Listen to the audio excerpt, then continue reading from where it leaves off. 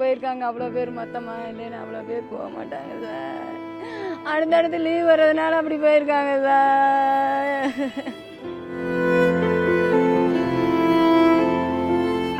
அன்றாடு வேலை போய் அன்றாடு சம்பாதிச்சு வருவான். சுகர் பேஷண்ட் வேறு எங்கள் அப்பா.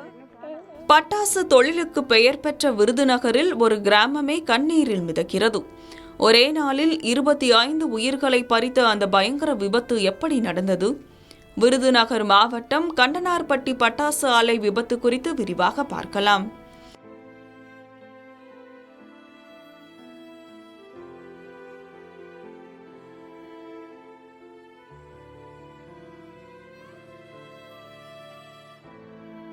விருதுநகர் மாவட்டம் கண்டனார்பட்டி பகுதியில் உள்ள தனியார் பட்டாசு ஆலையில் ஏற்பட்ட பயங்கர வெடி விபத்தில் உயிரிழந்தோரின் எண்ணிக்கை 25ஆக உயர்ந்துள்ளது.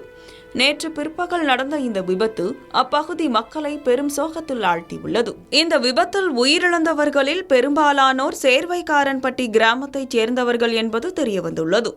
உயிரிழந்த 19 பேரில் 17 பேர் பெண்களும் 2 பேர் ஆண்களும் ஆவர். இதில் நாகம்மாள் மற்றும் அவரது கணவர் மருதன் என ஒரே குடும்பத்தைச் சேர்ந்தவர்கள் பலரும் அடங்குவர்.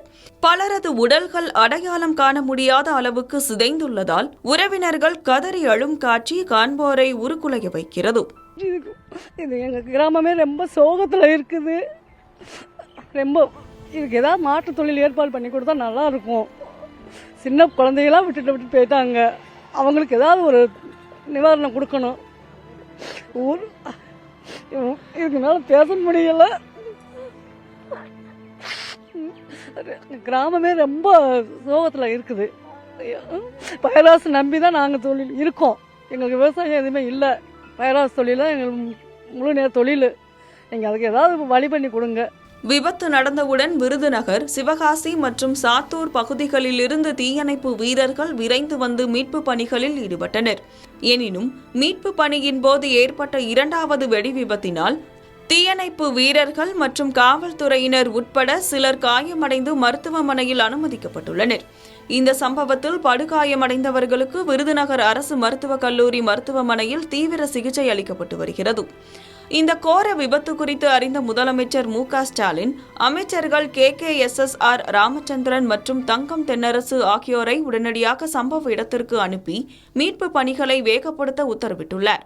பலியானவர்களின் குடும்பங்களுக்கு தேவையான உதவிகளை உடனடியாக செய்ய மாவட்ட ஆட்சியருக்கு அறிவுறுத்தியுள்ளார். பட்டாசு ஆலை உரிமையாளர் மீது வழக்கு பதிவு செய்யப்பட்டுள்ள நிலையில் காவல்துறையினர் தீவிர விசாரணை நடத்தி வருகின்றனர். ஒரே கிராமத்தைச் சேர்ந்த 19 பேரின் உயிரை பறித்த இந்த துயர சம்பவம் அந்த ஊர் மக்கள் அனைவரையும் மீளா துயரத்தில் ஆழ்த்தியுள்ளது.